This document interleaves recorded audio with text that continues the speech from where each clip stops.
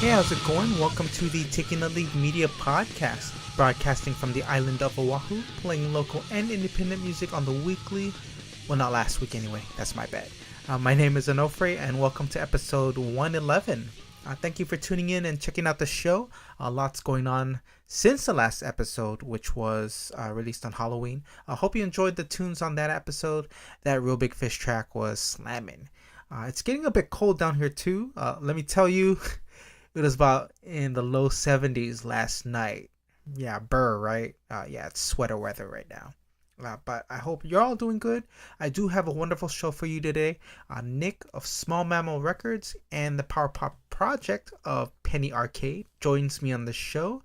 A little bit about Small Mammal. It's an indie label based in Akron, Ohio. They have releases by Alomar, Penny Arcade, Red Bear, Sorry, and most recently, Citycop. And Penny Arcade is excellent power pop goodness.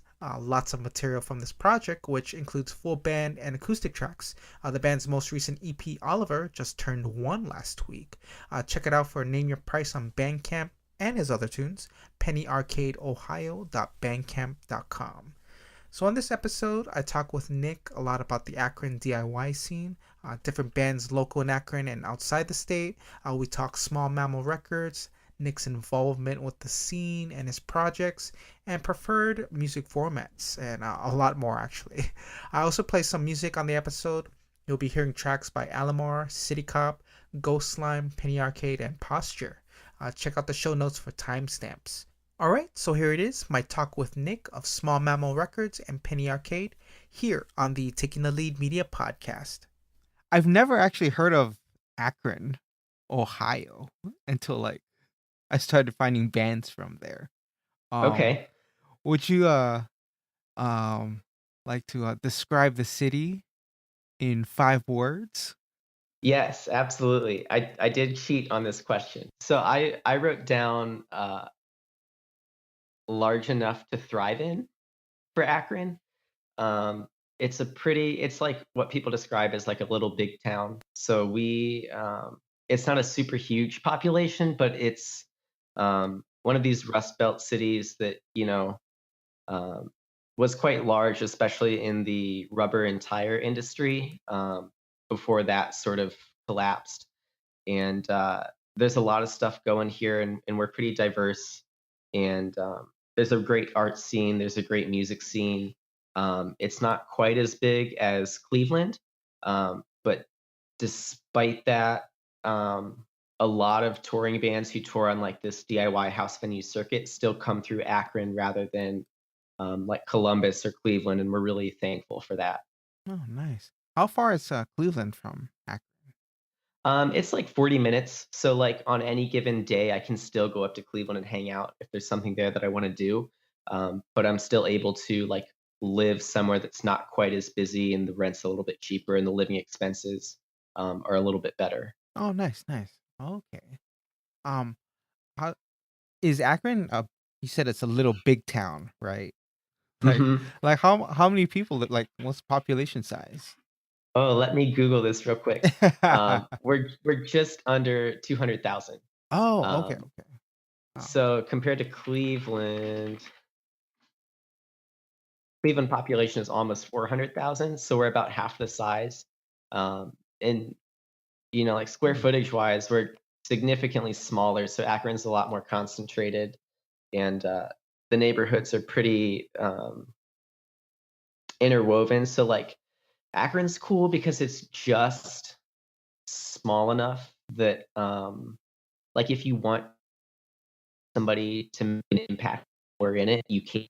It's really easy to meet the people that are the movers and shakers of the town, Oh, um, okay. and bump into people, kind of anywhere, which is really awesome. Um, are there local universities there? Yeah, the University of Akron is Oh, the okay. big, campus in town, Ah, and, okay, okay. that's where I went to school, and, like, a lot of the, DIY house venues are, like, blocks away from the university, so we get a lot of college kids, and it's a lot of fun. Oh, okay, that's good. That's your target audience then. Nice. Oh, yeah. That's cool. Oh, let's see. The yeah, cause I looked up like Googled Akron DIY, and there's a lot of house shows. And Uh-huh. is that like I want to say the main thing there? Like, are there venues that bands can play, or is it? There are a couple venues in Akron.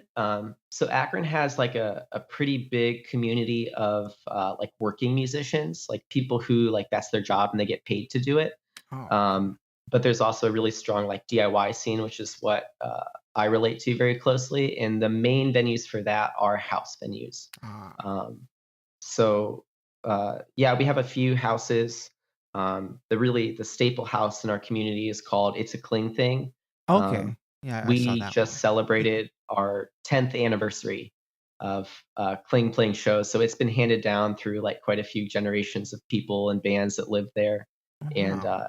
it's got like a national and international reputation. Like um, I was able to have the opportunity to play with a band from New Zealand that was on tour and came through. Oh, nice. Um, so it's really really cool to have that here in our city, just minutes away. Yeah, oh, that's But awesome. we do have other venues, and, especially with the label, we're trying to, take our bands and get them in new spaces. Our town has, uh, a festival they put on every year called Porch Rocker, and one of our neighborhoods puts, like, uh the residents open up their homes and their porches for bands to play on.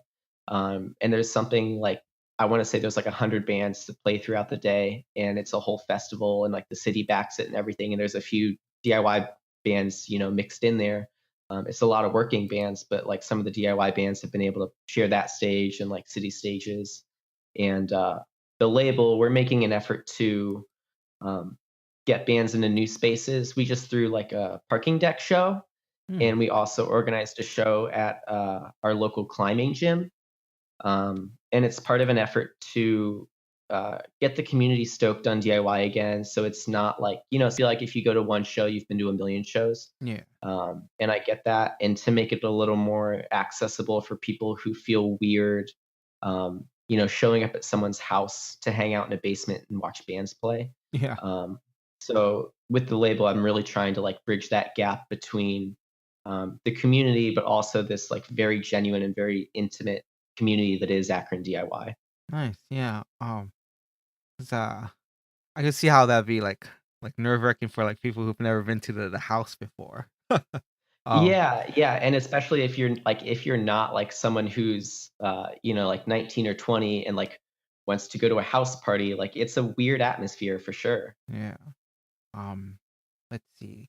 The very first house show I ever went to, I was going to school in La Grande, Oregon, which is about Okay. 4 hours east of Portland and about 3.5 hours west of Boise. And so it was a Hawaii band that was living in California and they're playing in Boise. I looked up No the kidding. address, yeah.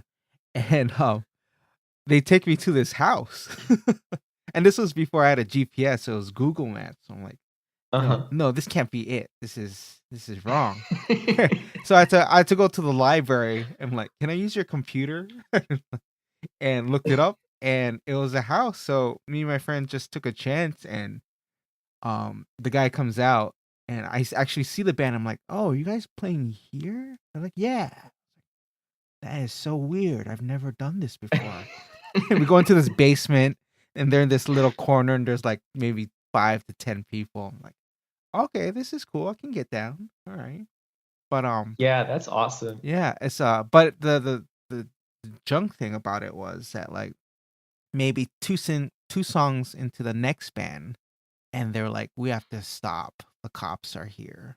Oh, that's a bummer. Oh no. And so I guess that's probably one of the disadvantages for a house show? Because I always hear stories about it being like shut down, and like when you promote a show, it's always got to be like incognito, like, oh, just call me Yeah. so I can give you the address. I can't just let people know. It's like, oh, is that a problem that Uh, the house venues face sometimes with cops and like noise issues? we did have a Uh, scare about a year ago, um, where like people were worried that like the alt right was targeting like house venues and stuff like that. So that was a little worrisome. But no, the community's been super supportive of us, and like our local arts and culture magazines have been like really behind it lately. There are disadvantages to being at a house show. The main one for us, I would say, is like live sound. oh, okay. Obviously, bands don't sound the best in a basement, and then like the intimidation factor, I would say, can be discouraging for people, for the bands to like reach a new audience. So like normally the people that come to the house shows are the same people that are always at the house shows. Nice, Um, nice. but it's at the same time, um, it's there's some really incredible things about house shows. Like uh, DIY music and independent music culture is awesome because when no one's really put on like a pedestal. So like when you're playing a show, it's it's not like you're this like amazing like celebrity, because like that everyone you're playing to that night is probably in a band and they're probably playing a show the next night.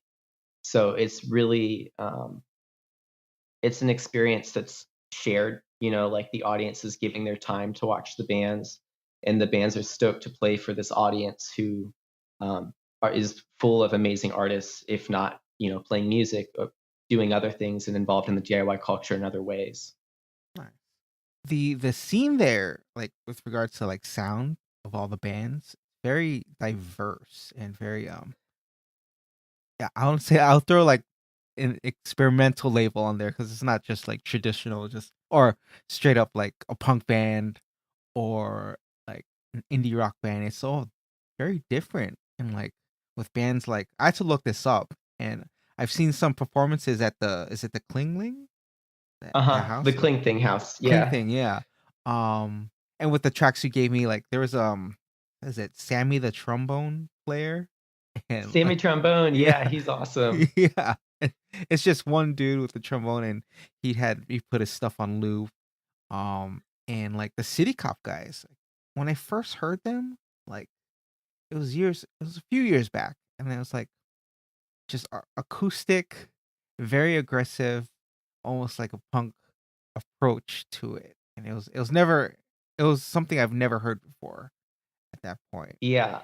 And Yeah, we have a pretty diverse, culture. Like Sammy Trombone is awesome. He's not from Akron, I don't think, but he played here, and, it's just like trombone, and he just like it's just that and a loop pedal, and, like, yeah, that's sick. And we also have some, like, really, pretty experimental, like, noise bands, yes, but I I would love say that. most of our yeah, I would say most of our community is based around, like, noodly Midwest emo and like traditional, like punk emo scram stuff. City Yeah. Cop actually wasn't from Akron. Oh, Um, okay. when they were a band, they started in a town called Ashton Beulah, Yes. which was a little ways outside of Akron, and they actually moved to Akron because of our music scene. And they're Okay. huge advocates for it, and they're super important to our town. Oh, nice, nice. Did those guys have a house venue at one They point? did, Or like just a yes. house and bands would play? Well, they ran two house venues. Oh, But they only have moved to new homes and kind of moved on in life and are no longer running one. But the Full House, and that started probably 4 years ago, and then they moved to a big house, full mansion that was like a block away, mm, and that was a super important venue for our town. I've seen some like really awesome acts play there. Like they've had like Tiny Moving Parts through, or like trying to like State Lines played there. There's some really important acts that have come through. nice, nice. Is Akron on like the east or west side of Ohio? Like We are Northeast Ohio. northeast Ohio. Um, Oh, okay. So you get yeah, bands like traveling from the east usually would hit Akron first before Cleveland. Yeah, and oftentimes it's Mm, like a trade-off. So like bands will come through and instead of playing Cleveland, they'll play Akron. nice. So I would say we're in this like level of the music industry circuit where bands are touring, like playing house shows, and then eventually, hopefully, they make it to a place where they're able to play venues where they have like guarantees, and they're like get a percentage of ticket sales and all that stuff. And normally, then they'll start playing the Cleveland venues. Uh, Cleveland's house venue scene isn't quite as strong as Akron's for some reason, Mm. which is weird because there's a lot of great acts up there, but um, most of the stuff that goes on in Cleveland is at like an actual venue where there's like a ticket price and there's a promoter that books the bands and all that kind of stuff. Ah, okay. Is it is it all basement in the basement for the house shows, or do you guys have backyard gigs as well? Yeah, we have backyard gigs. So Nice. like Cling Thing will like do like a 4th of July show normally, and Oh, they'll play okay. outside. And like the 10th anniversary show at Cling was like just too big to fit people in a basement. Um, and luckily, we haven't really had an issue with neighbors or with cops. Everyone's been pretty cool that neighbors the venues. So like I've played on like porches or like stoops and that kind of stuff, Oh, and nice. it's a cool atmosphere for sure. Oh, that's good. Nice. Um, have you ever seen? I just recently saw this movie called it's called Los Punks, and it's a documentary on Netflix right now, and it's the East Los Angeles and like Compton area, and it's their music Okay. scene, and it's all backyards at people's houses. And I think the Huh. reason they have to do that is because there's no actual proper venues to house bands. So what they Right. do is they'll set up a spot at someone's backyard or a garage, and they'll do it all over town, and it's insane the way it looks. Just because it looks like just a big party, Yeah. and like the band's in the corner, and it's like they'll just set up and play, and I don't know how the sound is, but like it's a that's their entire scene there. It's like it's all backyard stuff. Man, that's Yeah, awesome. yeah, Yeah, we're mostly house shows. I actually just wrote down the name of that documentary. I'll have to check that out. yeah, yeah. We do have a couple people that like rent out spaces and they'll like use it as like an art gallery, but also a music venue and like kind of a multi-purpose facility. Um, but yeah, for the most part, it's houses here. Nice, nice. Oh yeah, yeah. It's a nice setup, and people are so nice about like lending like their backyard to these kids and these bands to play. Yeah. It looks like the documentary is crazy because it looks like it can get dangerous. Cause then it's like like one promoter is like, yeah, I got stabbed a few times at these different What? shows. I'm like, oh my gosh, That's insane. yeah. Like, but everyone has a good time. Like yeah, sounds like a fun time. But I don't know if I could find a flyer to one of those shows and check it out. I'd be scared out of my Yeah, I mind, but mean, independent art and culture finds a way everywhere. And I think that's what's so cool about this community is like it's like this isn't just an Akron thing. This is something where like I've met bands and I've met people from all over who share a similar mindset and similar taste. And it's common ground. Like I have very good friends that um, live states away, and we met at a show somewhere, and I hope they're lifelong friends now. nice. That's really awesome, man. All thanks to the DIY scene. That's cool. Yes, faith, um, faith, and nothing but DIY. yeah, that's really cool, man. Are these shows all ages generally, or Yeah, everything in our community is an all ages show. nice, nice. Most of it is like a $5 suggested donation, but we Oh, normally don't turn anybody away. It's people need to have a place where they feel safe and accepted, and it's important to especially in like DIY and alternative music, like mental health is an issue, and like drug addiction and recovery is an issue. So we make sure that we have safe spaces where people can come and feel like they fit in and like they have a safe environment to be in. Nice, nice.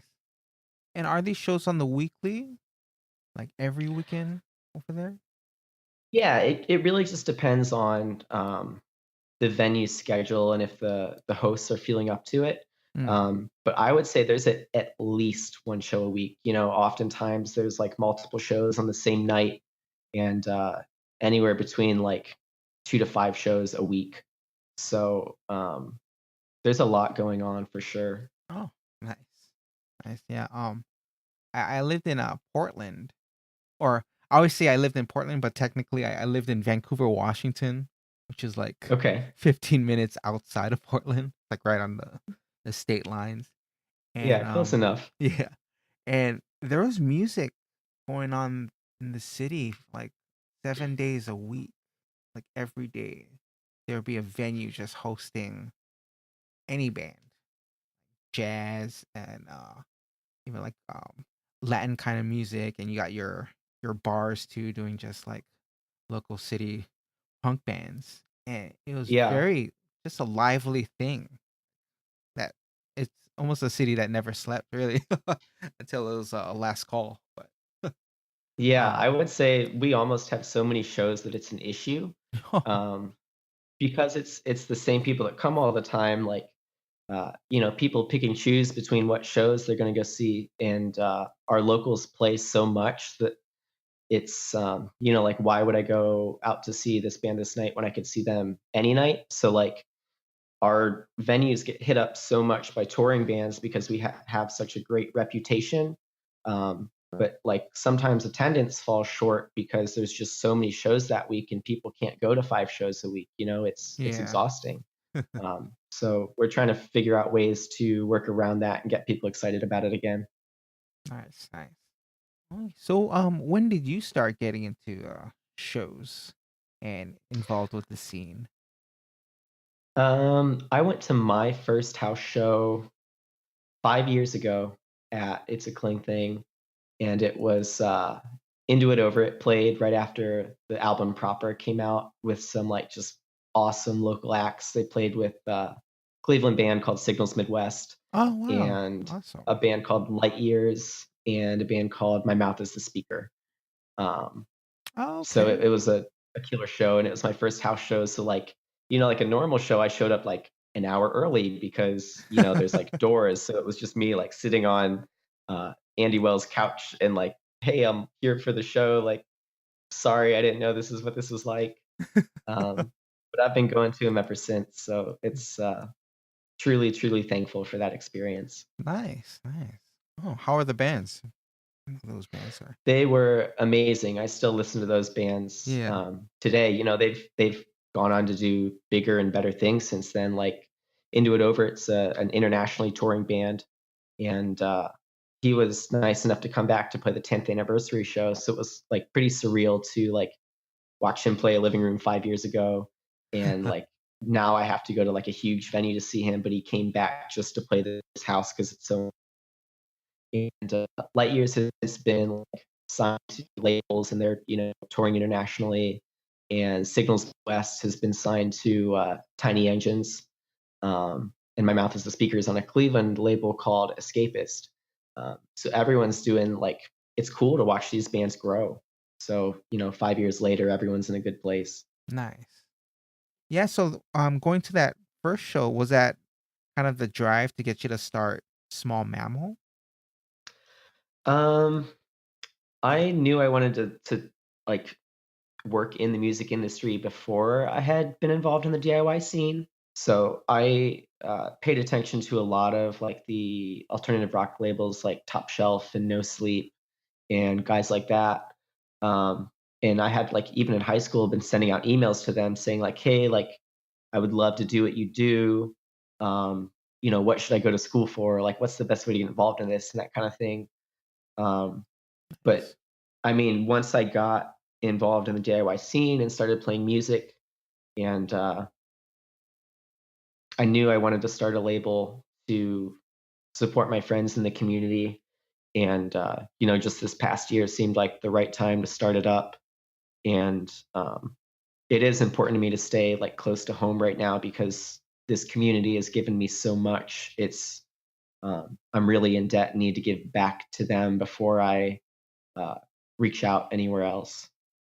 So it was officially started this year or a couple? It started at the end of 2016 with Oh, okay. the release of Alomar's Midwestern. Oh, okay.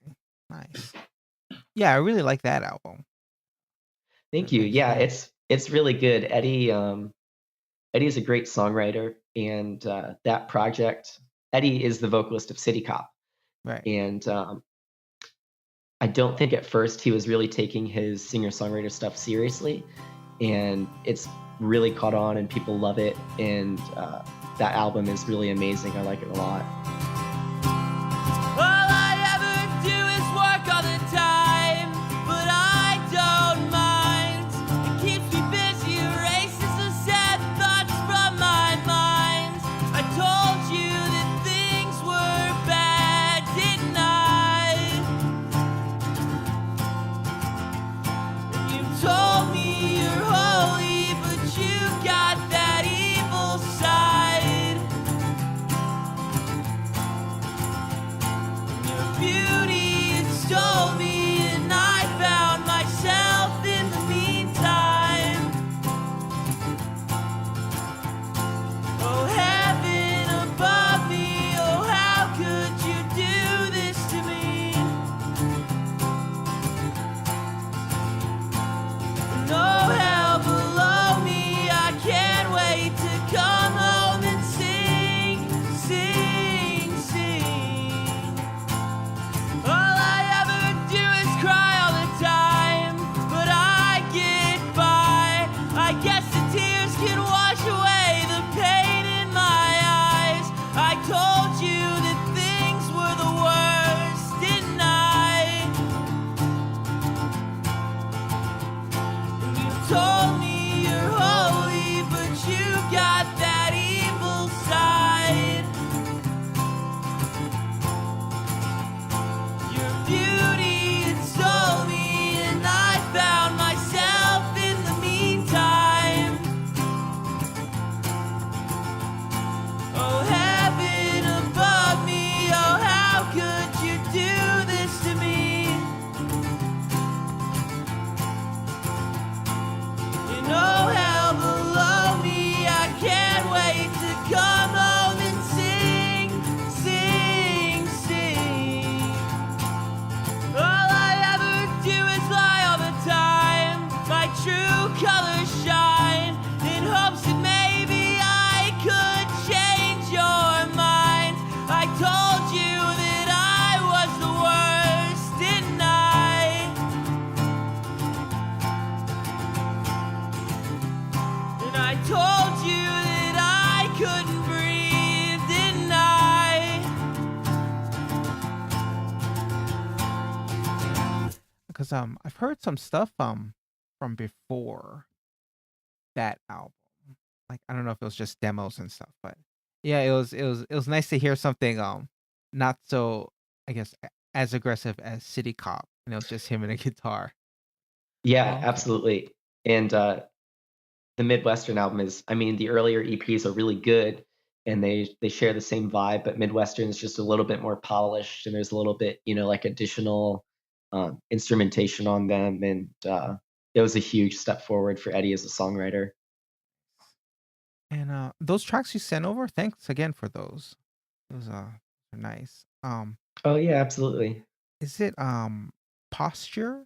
The worst thing I could say. Is that one of the local bands there? Yes. Posture, I have been playing with um, for I guess 3 years now. Eric is in quite a few local bands. He's in like a math rock band called Portage, and he plays drums in my band Penny Arcade. And Oh, nice, nice. yeah, I played Eric's first show with him, and he used to play acoustic all the time, but now he's like this real big, full sounding, um, full band, and like I'm really excited to see where it goes. I know from the start how this night's gonna end. Huddled like parked cars, dripping with useless pretense.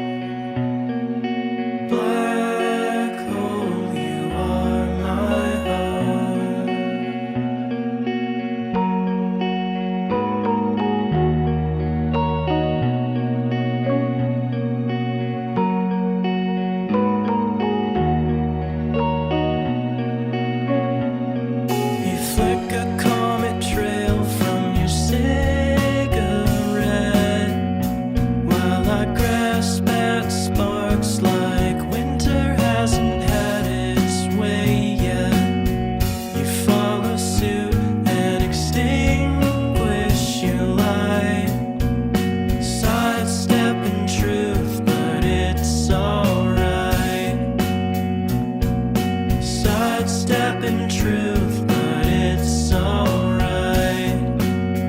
As if the worst thing I could say to you, as if the worst thing I could say to you, as if the worst thing I could say to you is I miss you.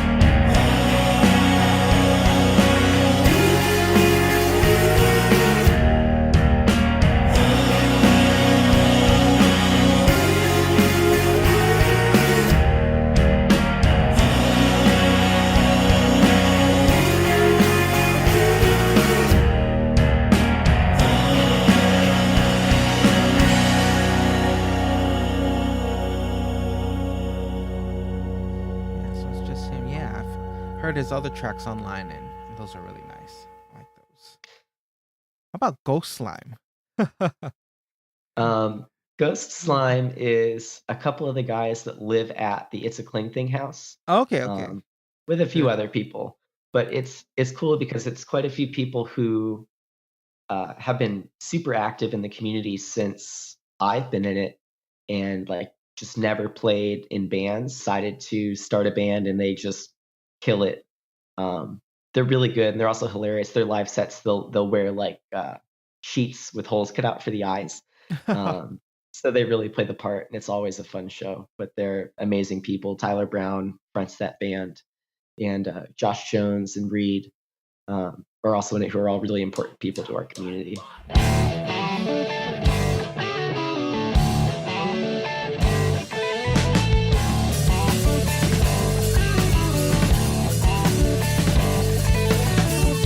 I wake up another day with happiness in mind, but I give up now by the things I put aside. I'm hiding, don't find me, don't fix my priorities.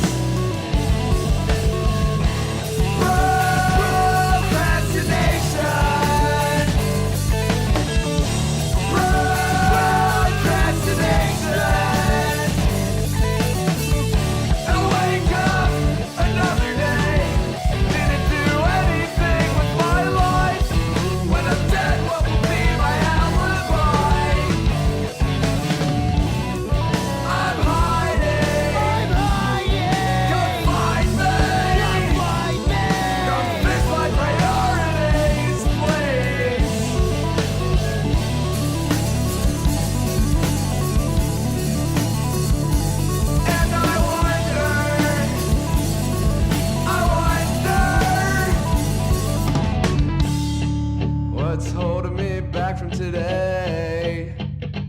As if my conscience is unconscious of the choices I want to make.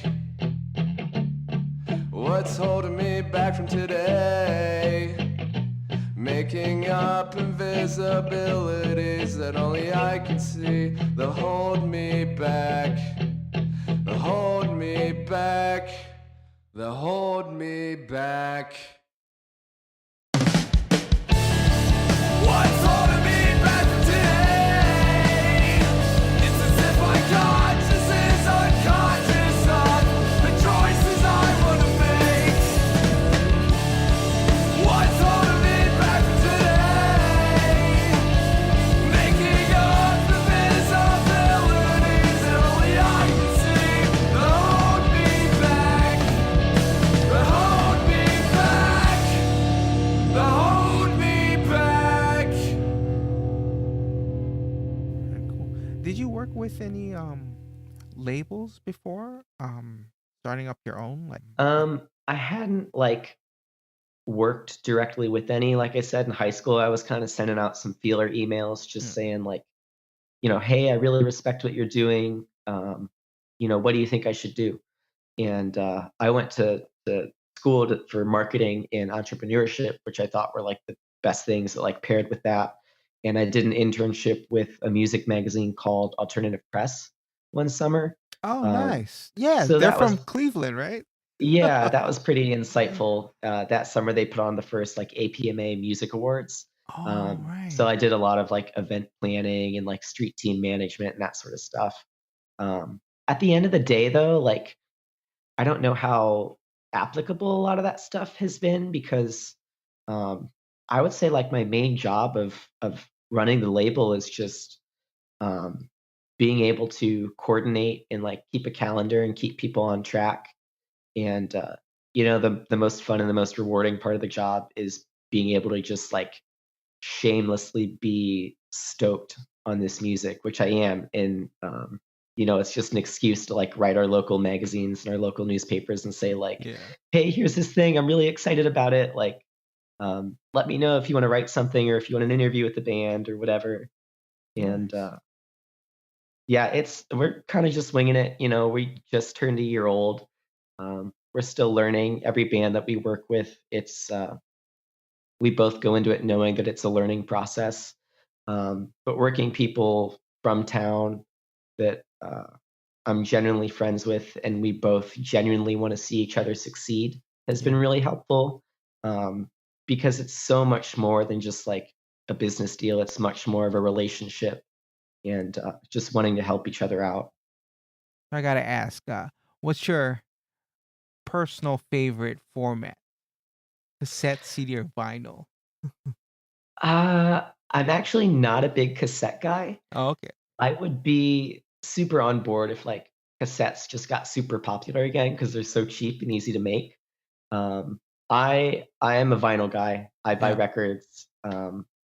It's nice to just hold something physical, and I think for bands having vinyl records is like a big milestone of like being able to hold it in your hand and say, "Wow, I made this." And a physical format where it's not like a digital file just stamped on a CD, but like a real, true vinyl record. Yeah. Um, I don't think I'm not in the boat that says like, oh, vinyl is the superior format because of sound quality. Um, because the way we listen to music anymore is so dependent on like, the room we're in or like the headphones you're using or whatever. But there is something about having big artwork in a real big like lyric sheet printed out and holding a vinyl record in your hand and sitting down and listening to a record all the way through the way that the artist meant for you to listen to it. Um, I think that's an experience that's hard to beat. Just maybe a few years ago, just vinyl just out of nowhere just started coming out again and taking Hmm. over. And uh, I've always thought vinyl was just like um a cheap, affordable way for a band to get their music out. And that at one point, I guess CDs were the superior format just because it was more compact and the sound quality was better. But Yeah. I think nowadays you can approach it to where when you record your music, you can, have a go in thinking, okay, this is going to go on a vinyl on wax, and we should record it to that, I guess, Yeah. sound. I'm not A lot too. of that happens in the mastering process, actually. So, Mm, like, when you record, unless you're recording straight to analog, your music is digital anyways because you're recording in a box. But once you're finished with the record, when you get it mastered, if you're doing vinyl, you actually have to get a vinyl master because the way that a record is pressed, certain frequencies and certain things can throw it off. yeah. So, especially higher frequencies and more abrasive music, you can get like what's called inner groove distortion, which just happens. It's something that happens as the needle gets closer to the center of the record, Oh, that makes it very hot and actually makes distortion in the music. So you need a mastering engineer who knows what they're doing when they master for vinyl. So it's like a totally different process. oh wow. Um, it's definitely like I don't know why we put music out on vinyl other than just a love for the format. Yeah. It's expensive. There's not a lot of plants that are doing it, and the wait time right now is like 5 or 6 months Oh wow. because of the fad that we're things go in waves. Right now it's really popular, so like everyone's releasing vinyl and things like Record Store Day where like they're pressing 6,000 copies of something done like the Top Gun soundtrack. So like the Yeah. pressing plant is backed up. So like if I submit something today, I have to wait 6 months until I have that in my hands. Oh wow. Um, but it's definitely a labor of love, and you just put it into the timeline, and it gives you time to work on other things. And hopefully that's what the label is trying to do, is facilitate that process and act as a bank to front some of that money. Right on. Yeah, I think it might have been a couple years ago. Record Store Day. They they released that Ghostbusters soundtrack on vinyl, and Yep, I remember that. I think everyone was pissed. And I saw a copy of it, and I'm like, this is what everyone was. This is what the delays based on because of Yeah. this one record. It glows in the dark. Okay. It's weird because when Record Store Day first started, it was wildly supported, and it's awesome. It gets people back into record stores and supporting small local business, and it was fun to have like Record Store Day releases that you can't get anywhere else. Um, but now it's hit a point where a lot of bands and a lot of labels kind of boycott it because it throws it's hurting smaller bands because suddenly all of the turnaround times are backed up, and suddenly releases are not coming out on time, and there's only so many plants, and they're backed up with work. Yeah, I mean that must be tough. Like, cause yeah, I've heard stories from like um some other like record labels. Yeah, like just trying to get a record out, just too much time. And plus you got your test press, right? That you have to Yeah. approve first before they send out. Are those quick usually with getting a test um press? Not really, because at that point everything's pretty much done. Normally the process is you uh place an order and submit all your music, and they'll send back what I'm pretty sure is called like a late cut. So they will like um, cut the music into like the lacquer or vinyl, and then they'll record it and they'll send it to you digitally, and they'll say, "Hey, this is what your music's going to sound like on record. Do you approve this?" And then you email back and approve or disapprove it. And then normally there's like a couple months go by or whatever. It just depends on how backed up they are. And then like normally getting your test presses is one of the final months of it, because they have the plates ready and you're in line to be pressed, and everything's done that needs to be done. Do you know why it's a test press? Like if it goes on sale from a label, it's usually the most expensive. Is that the Y- most expensive part of when pressing vinyl? no, it's actually super cheap. So like when you order test presses, it's like $2 or $3 a record. It's just the costs of the materials that go into it, but Ah, they're a super limited quantity. So like, really, you only need a couple, but like I'll order extras for the bands or whatever. So I'll get like 15 test presses, and for people that love that music, it is test press one of 10. yeah. Whereas like the vinyl variant, like if you get a special color variant, it's like one of 500. So it's really like a collector's item more than anything. Oh, I see. And I get them, and I'm like, oh yeah, it's it's the same album, but it's Yeah. exclusive. That's it. Like limited. Yeah, they go for crazy amounts of money. It's kind of silly. Um, but I'm always on board with bands and labels lately have been doing it in releasing their test presses on auction for like fundraisers, which I think that's an amazing way to raise money for a good cause. Oh yeah, yeah. And with cassettes, it's like I dig them too, but then I remember going through that phase, and then when CDs finally came out, it's like, okay, I immediately dumped Yeah. all the tapes. This I don't yes, need this. this is just better. Uh, Yeah, to anyone that like talks smack about CDs, if you're listening to like MP3s in your car, please buy a CD and listen to it in your car, and you will be amazed. it's Um, it's very I different. still buy CDs. Yeah, I love the format. And there's like certain things that I want to listen to on CD and certain things I want to listen to on record. It just depends on like the type of music and where I plan on listening to it and like that type of stuff. Like hip hop, I always buy it on CD because I always want to listen to it in my car. Oh, nice. Yeah, for sure. Ooh, yeah. Let's talk about some Penny Arcade. I didn't know that was your project until Oh like boy. afterwards. Like I remember ordering it. I'm like, yeah, I like these tunes. I'll check it out for Thank sure. you. Yeah.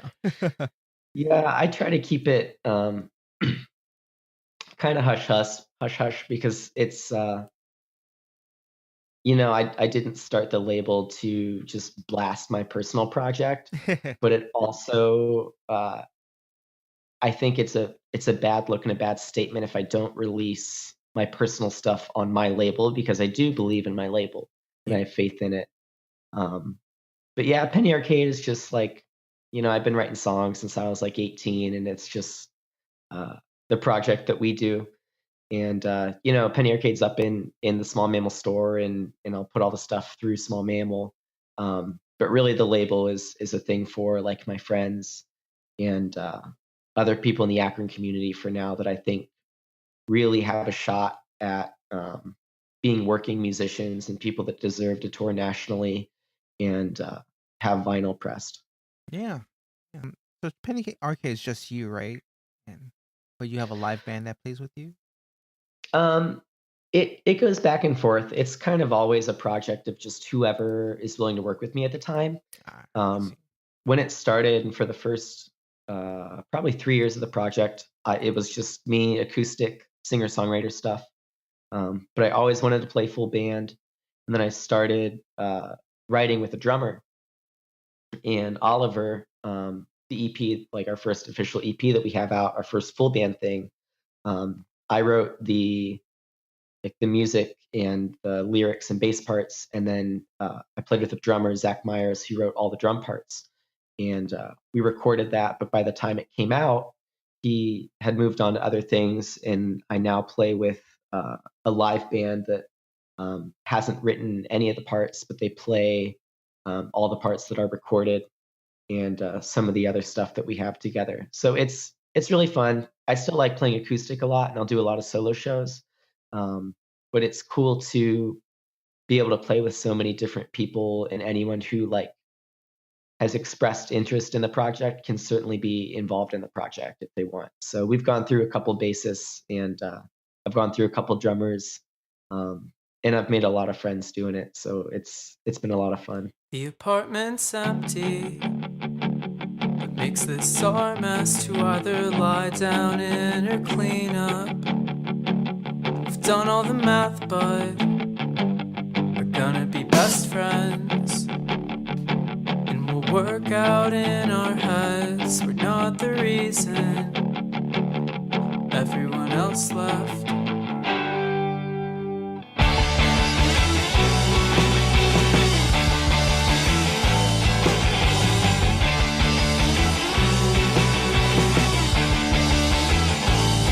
Build our own house. And the good news is that means I know every way out. A one in a room with a view from beneath the neon. To finally rest easy in the kitchen sink. So safe and sound asleep.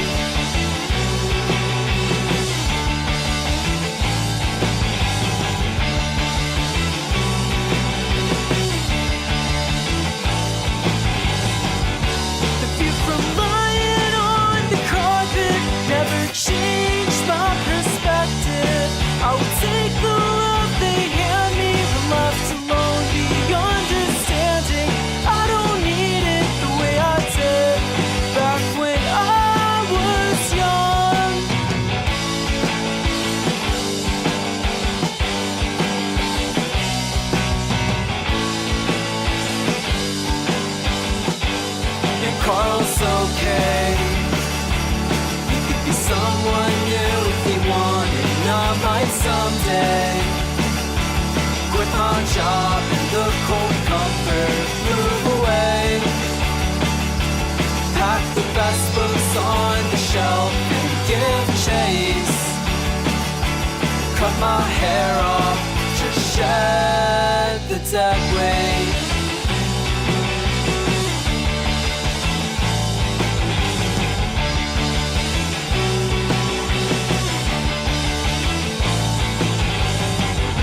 The view from lying on the carpet never changed my perspective.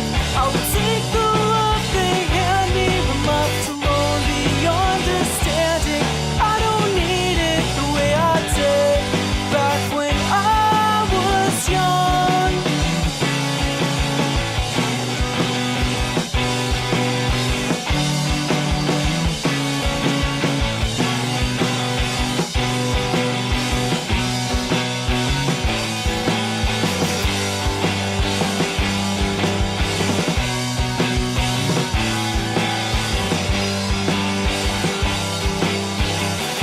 Cause we're all busy pacing our own age. I guess that I forget that some days. Yeah, love the stuff. Oliver's Thank great you. EP. Thank you so much. Yeah, yeah. So it was my attempt at really just nailing down like the power pop sound, but still having like kind of a serious concept EP, but keeping it lighthearted. Yeah, nice. What do you think of like bands blend like pop punk with like I want to say like hardcore? Like, have you ever heard Like of the? like easy core stuff, like Chunk No Captain Chunk and that kind of stuff. Yeah, actually, I never heard that stuff. Have you ever heard Okay, of the or band like Act as One? I think that's what I have not. they're called. Act as One. Uh, when But you say that, I'm thinking of bands like 4 Years Strong and A Day to Remember and that kind of stuff. oh, okay, okay, yeah, sure. Um, and yeah, what do you think generally of that kind of tunes? I generally have fun with those like that. Okay. Yeah, I haven't been super on board with like that style that blends like hardcore with pop, but I love a lot of like power pop stuff. So like some of my biggest influences for what I want to sound like are bands like Sundials and Pet Symmetry and Oh, Adventures. Adventures is like a super cool side project from the people in Code Orange, which is like this oh huge like metal yes, hardcore band. I love those And guys. Yeah, yeah, awesome. Adventures is like amazing. I love Yeah, it so much. I it's think very it blends. different. Yeah. Yeah, it's like hooky pop music, but like it still has this like punk kind of emo edge to it. And the songwriting is pretty simple, but it is stuff you can still dance to, which I'm really on board with. Oh yeah, yeah, yeah. I was really surprised when it turned out to be the Code Orange I know, isn't band. that crazy? It's like okay, but then it must be so fun for them to like kind of take a break. Not a break, but Right, like from being like super serious and yeah. like soundscaping some like scary ass like hardcore stuff. Yeah, Yeah. and like okay, we can chill out now. I think there's like more additional members in there too. So it's like, oh man. Yeah, it's a slightly different ride, but it's like, oh, it's okay to like, we're not pissed all the time. We're still people and we have fun and have like happy thoughts and Yeah, yeah, yeah. Ventures, right on. Yeah, I guess it seems like yeah, the whole um Akron scene, yeah, is more based in those well with sound, yeah, like more let's say late 90s emo kind of aggressive like indie rock kind of stuff.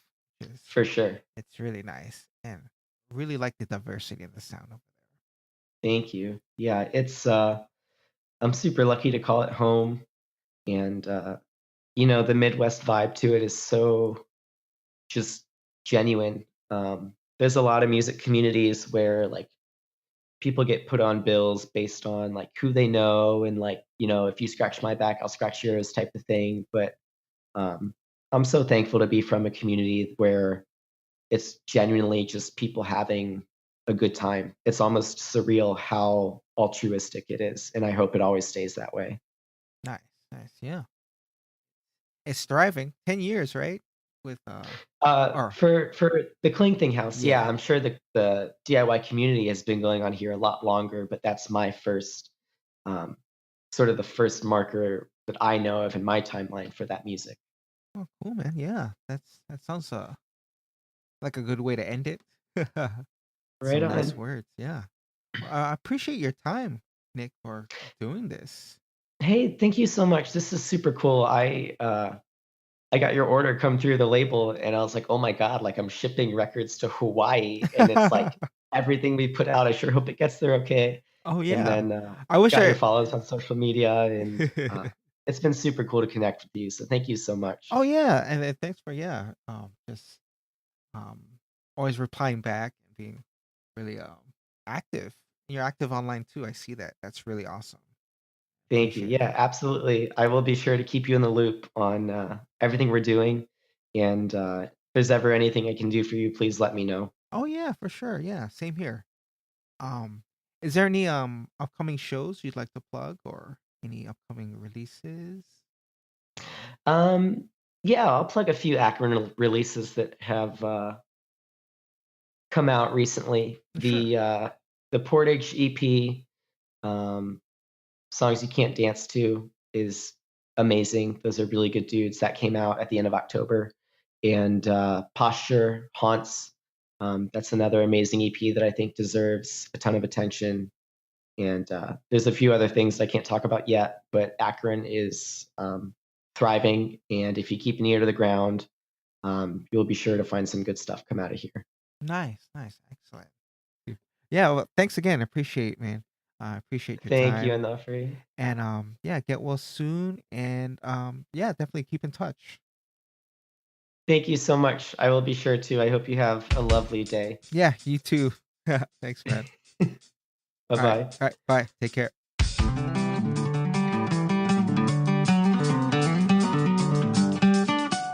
Change it, but don't break it. Make it, but don't break it. I know you will take it. I'm just making sure you're not mistaken.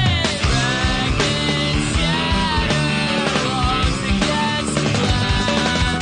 I long for answers, the questions never asked.